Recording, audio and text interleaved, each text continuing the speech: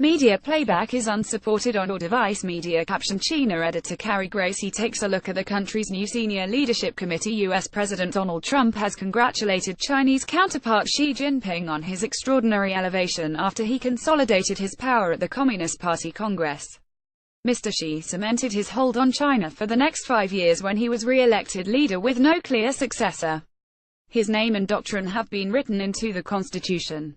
The two leaders are due to hold talks at a state visit to China next month, having met at the G20 summit in July. The pair also discuss North Korea and trade, President Trump said in a tweet. Hours later, North Korean leader Kim Jong-un also congratulated Mr. Xi. In the phone call with Mr. Trump, Mr. Xi expressed a desire to work with the U.S. president to jointly blueprint future development of China's ties, Chinese state media report.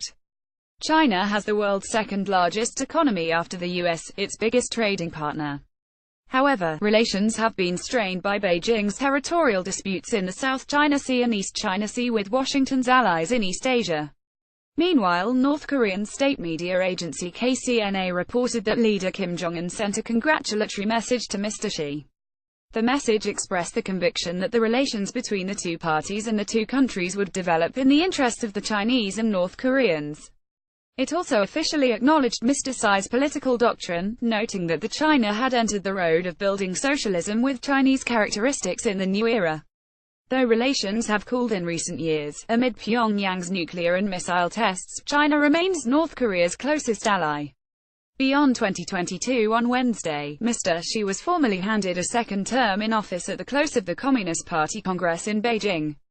He is now on a par with the founder of the state, Mao Zedong, and questions have been raised over whether the 64-year-old intends to rule beyond 2022. 5 new appointments were made to the 7-member Politburo Standing Committee, China's most powerful body. Image caption. The two presidents met in Hamburg this summer. There had been speculation Mr. Xi would elevate his protege Chen Minor and Guangdong Party Secretary Hu Chunhua, both of whom are in their 50s and young enough to be credible successors. But the fact that the new appointees are all in their 60s, and likely to retire at the end of this 5-year term, fuels speculation about Mr. Xi's long-term intentions.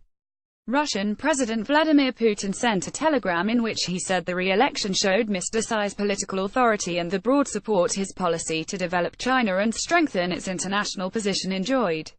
South Korean President Moon Jae-in congratulated Mr. Xi on his re-election in a letter, writing that he looked forward to creating a practical strategic partnership. Foreign press. Vladimir Xi has assumed an unprecedented number of positions since coming to power in 2012, including the title of core leader of China. His first term has been marked by significant development, a push for modernization and increasing assertiveness on the world stage. It has also seen growing authoritarianism, censorship and a crackdown on human rights. He has spearheaded a sweeping anti-corruption campaign which has seen more than 1 million officials disciplined. It has been seen by some as a massive internal purge of opponents.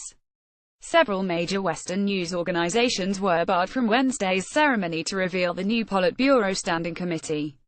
Officially no reason was given for barring the BBC, the Financial Times, Economist, New York Times and Guardian.